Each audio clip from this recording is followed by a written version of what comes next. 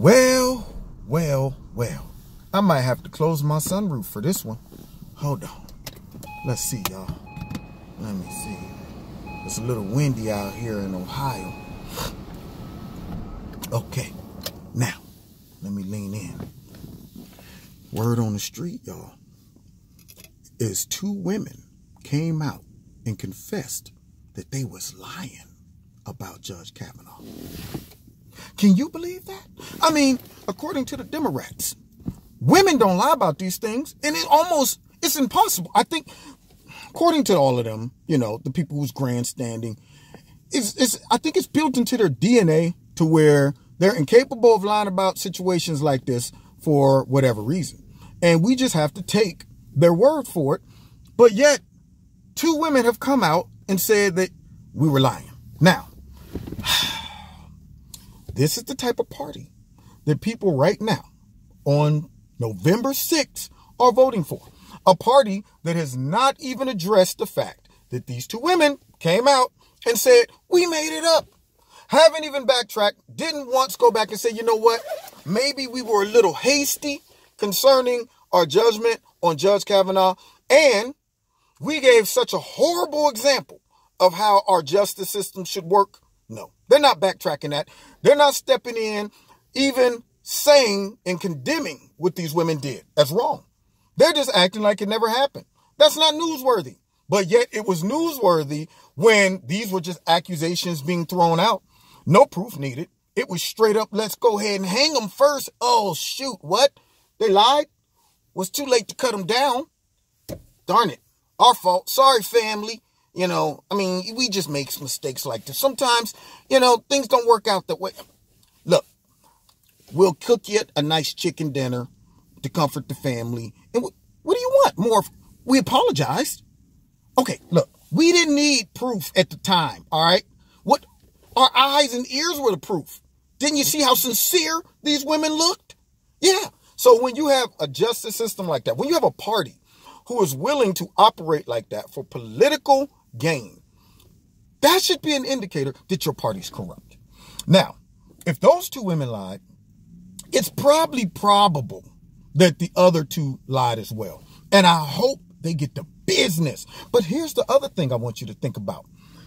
The 2 women that still, I guess, Dr. Ford and all of them, every time the Democrats drag some woman out and throw her out in front of everybody and say, I know it's the 12th hour, but we discovered somebody who said that this person did stuff 52 years ago. We discovered them. And we want to stop progress. Now, when they lose, when they don't get their way, or when they do get their way, isn't it funny how all the progress stops? How all the follow-up stops? There's no follow-up to say, hey, I'm sorry it didn't go the way we wanted it to go. We were fighting on your behalf, and we're going to continue. We're going to continue this journey to make sure you get justice. No. They just move on. They say, you know what? You're done. We're done with you. Move out of the way.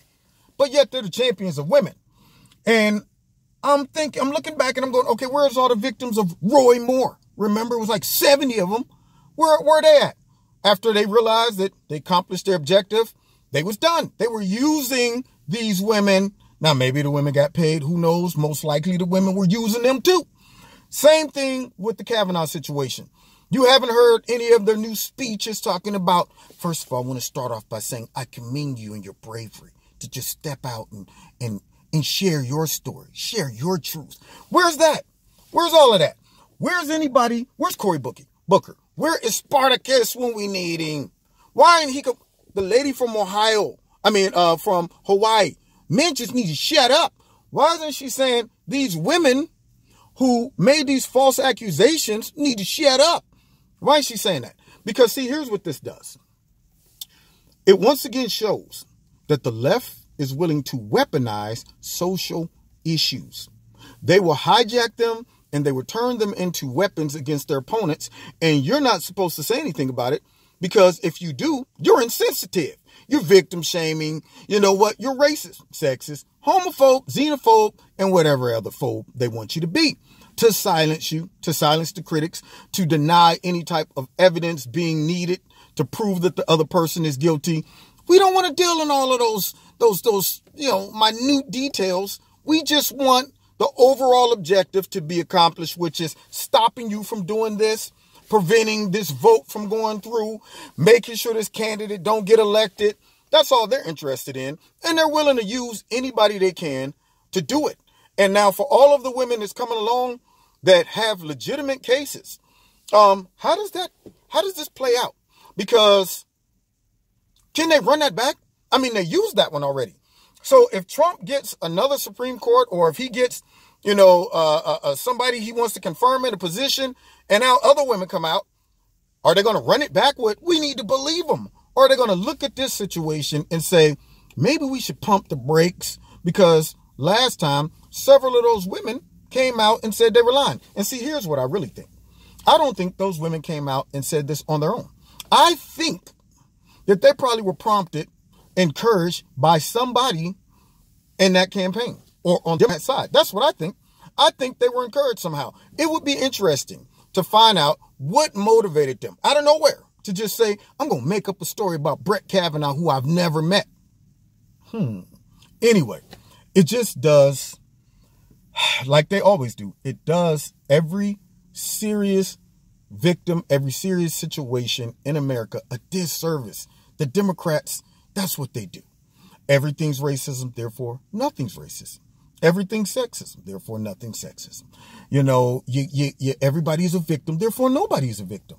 I mean, it's unbelievable how they just throw these things out there and use them and then just move on like nothing happened. And when stuff comes out to show that it was garbage, they don't even say, oops, my bad. They just say, well, whatever. It is what it is. That's the party that people are out there voting for today. God help us if they win back the House and the Senate. So right about now, it is around 4 o'clock in Ohio. About 8 o'clock tonight, we going to know the results. Ooh, I can't wait. Let's get them, y'all. Florida, y'all better pull it together. And Georgia, don't you. Anyway, God bless you. Find me on Facebook. Find me on Twitter. Check me out Wednesday nights at 7:30 in Kevin's Corner.